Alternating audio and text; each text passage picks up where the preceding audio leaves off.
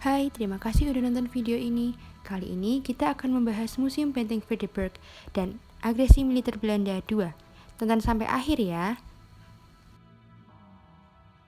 Museum Benteng Vredenburg adalah sebuah benteng yang terletak di depan Gedung Agung Yogyakarta. Benteng ini dibangun pada tahun 1760 oleh Sri Sultan Hamengkubuwono I atas permintaan Belanda. Maksud benteng dibangun adalah untuk menjaga keamanan keraton dan sekitarnya.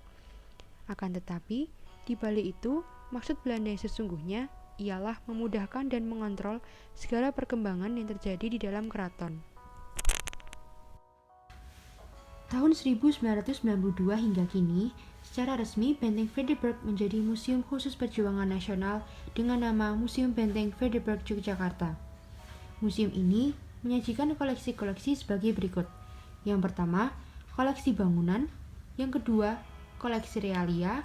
Yang ketiga, koleksi foto, miniatur, replika, lukisan, dan benda hasil visualisasi lainnya. Yang keempat, koleksi adegan peristiwa sejarah dalam bentuk diorama. Nah, ruang diorama pertama itu menggambarkan peristiwa sejarah sejak Perang Diponegoro hingga masa pendudukan Jepang di Yogyakarta pada tahun 1825 hingga 1942. Ruang diorama kedua menggambarkan peristiwa proklamasi hingga agresi militer Belanda I pada tahun 1945 hingga 1947. Ruang diorama ketiga itu menggambarkan peristiwa sejarah sejak perjanjian Renville hingga pengakuan kedaulatan Reich pada tahun 1948 hingga 1949.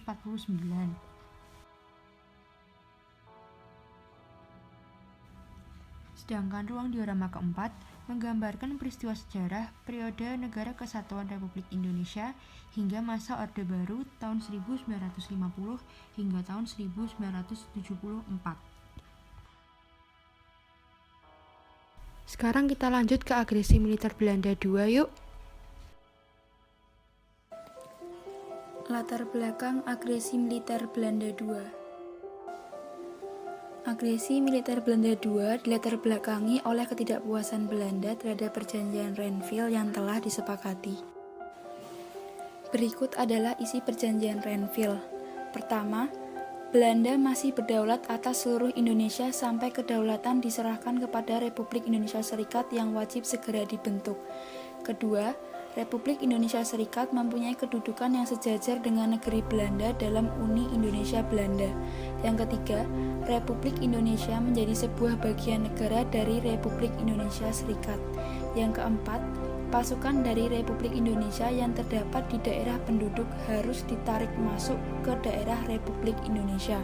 Yang kelima, sebelum terbentuknya Republik Indonesia Serikat, Belanda mampu menyerahkan sebagian dari kekuasaannya pada pemerintahan federal sementara. Pihak Belanda menolak adanya pembagian kekuasaan dan tetap ingin menguasai Republik Indonesia seutuhnya.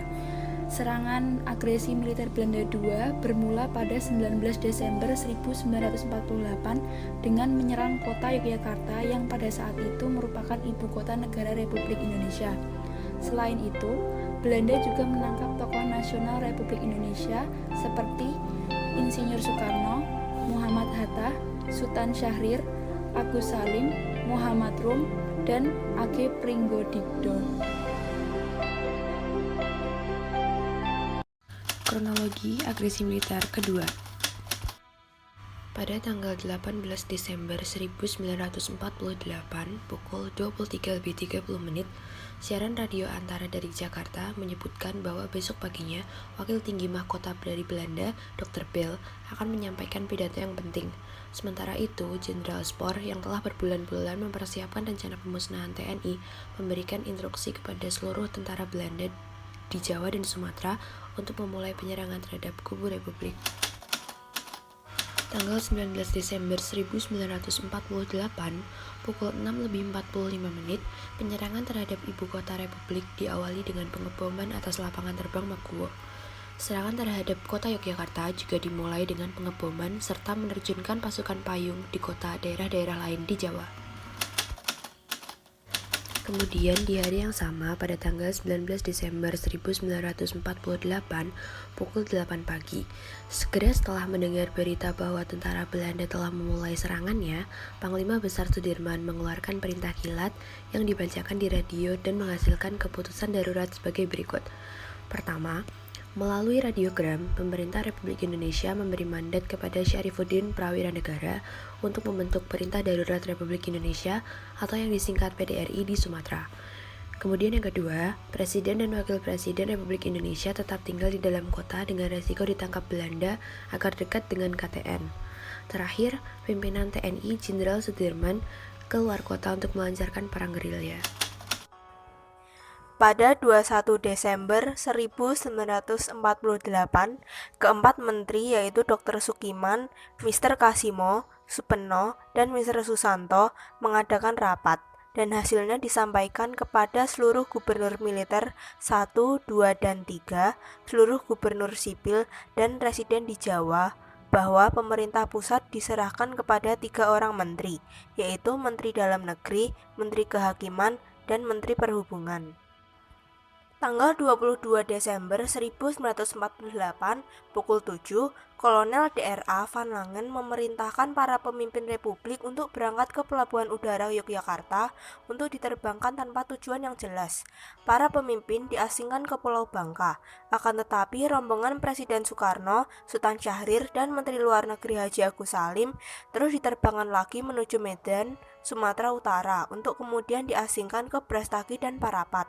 Sementara Dr. Andes Mohatta, Surja Dharma, Asad, dan Pringgodikdo diturunkan di Pelabuhan Udara Kampung Dul Pangkal Pinang dan terus dibawa ke Bukit Menumbing Mentok dengan dikawal truk bermuatan tentara Belanda dan berada dalam pengawalan pasukan khusus Belanda Korps Special Troepen.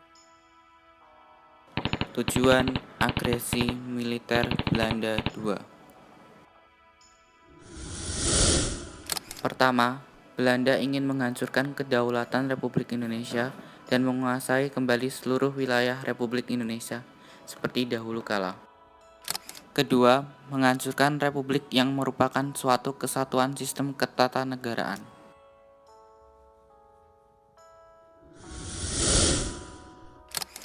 Ketiga, membentuk pemerintah interim federal yang didasarkan atas peraturan pemerintah dalam peralihan.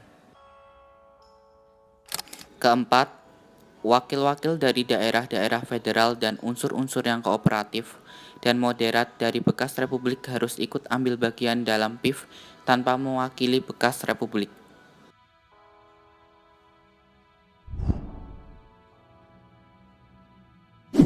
Dampak agresi militer II bagi Indonesia dan Belanda. Semua peristiwa pasti memiliki dampak, baik dampak positif maupun dampak negatif. Nah, peristiwa agresi militer II ini juga mengakibatkan dampak dari kedua pihak loh, baik dari Indonesia maupun dari pihak Belanda. Yang pertama, dampak bagi Indonesia. Dampak bagi Indonesia yang pertama adalah bandara Lambang Terbang Magu berhasil dikuasai pasukan Belanda melalui serangan udara sebanyak 14 pesawat yang terdiri atas Mustang dan Katie Hawk.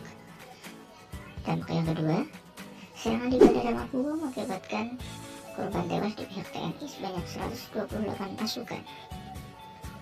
Itu sangat merugikan bagi pihak Indonesia. Dampak yang ketiga, beberapa pemimpin Republik Indonesia diasingkan seperti Presiden Insinyur Soekarno, Wakil Presiden Muhammad Hatta, Menteri Luar Negeri Haji Agus Salim, Sultan Syahrir, dan tokoh lainnya. Dampak yang keempat, kota Jogja yang notabene merupakan ibu kota Indonesia saat itu berhasil dikuasai oleh Belanda. Yang kelima, dikarenakan kota Yogyakarta dikuasai oleh Belanda, maka dibentuklah Pemerintahan Darurat Republik Indonesia atau PDRI di Bukit Tinggi. Dan beberapa bangunan penting di kota Jogja hancur akibat serangan pasukan Belanda. Yang kedua, dampak agresi militer bagi Belanda. Yang pertama, berhasilnya Belanda menguasai ibu kota Indonesia ternyata tidak membuat semangat juang dari rakyat Indonesia turun begitu saja. masih ada begitu banyak perlawanan yang dilakukan oleh TNI maupun rakyat Indonesia. Mereka melakukan secara mendadak terhadap pasukan Belanda. Yang kedua, perlawanan di pihak RI dilakukan pada tanggal 1 Maret 1949 yang lebih kita kenal dengan nama Serangan Umum 1 Maret. Yang ketiga, perlawanan ini membuat pasukan Belanda kewalahan dan berhasil dilumpuhkan. Yang keempat, selain itu, perlawanan juga dilakukan dengan strategi gerilya di wilayah luar Yogyakarta, meliputi Jawa Tengah dan Jawa Timur, yang dipimpin langsung oleh Insinyur Jenderal Sudirman.